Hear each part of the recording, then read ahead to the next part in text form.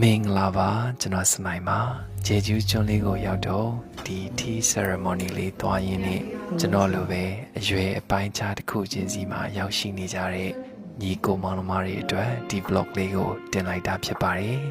ကျွန်တော်အရွယ်တစ်ခုရှိခဲ့ပါတယ်ခီးတွေသွားပြီဆိုရင်အနိုင်ငံရဲ့နောက်ဆုံးဖွင့်တဲ့ club တို့နာမည်အကြီးဆုံးဘားတွေကတခုတို့ကိုအာဂျိုမန်တက်အပီးအပြင်ရွှိုင်းပြီးတော့သွားခဲ့တဲ့အရွယ်ပါခင်ဗျာ shopping တွေထွက်ရတာလဲအမောပါပဲအဲ့ဒီအရွယ်တုန်းကလုံလို့ရသမျှကိုလည်းအကုန်နီးပါလုပ်ခဲ့ဘူးသလိုပြောစရာရှိတာတွေကိုလည်းတဝါကြီးပြောခဲ့ရပါတယ်ခင်ဗျာကျွန်တော်အခုနောက်ထပ်အရွယ်တစ်ခုကိုရောက်နေပါပြီ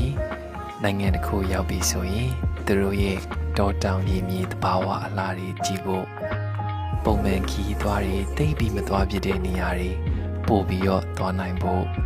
ဒေသခံတွေသွားတဲ့နေရာတွေစားတဲ့နေရာတွေကိုသူတို့ရဲ့ရိုးရာဓလေ့အနေလေးနဲ့ကိုယ်တိုင်အတွေ့အကြုံခံစားရဖို့အတွက်ပို့ပြီးတော့ဦးစားပေးပြလာခဲ့ပါတယ်ခင်ဗျာ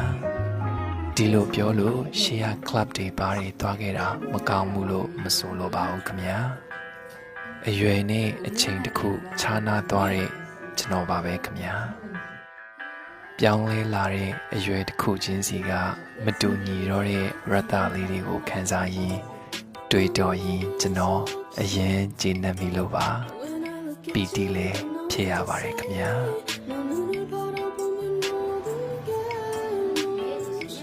ဂျေဂျူးကျွန်းလေးကိုရောက်တော့ဒီ tea ceremony လေးသွားရင်းနဲ့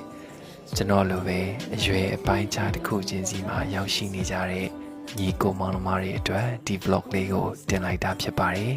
။ဘဝရဲ့မတူညီတဲ့ရတ္တတွေကိုခန်းစားရင်းတာယာပျော်ရွှင်တဲ့ကိုယ်ပိုင်ဘဝလေးကိုဘဝရဲ့အမြဲပြောင်းလဲနေတဲ့အရွယ်တစ်ခုချင်းစီကနေမတူညီတဲ့ရတ္တတွေကိုခန်းစားရင်းတာယာပျော်ရွှင်တဲ့ကိုယ်ပိုင်ဘဝလေးတွေကိုဖန်တီးပျော်ရွှင်နိုင်ကြပါစေခင်ဗျာ။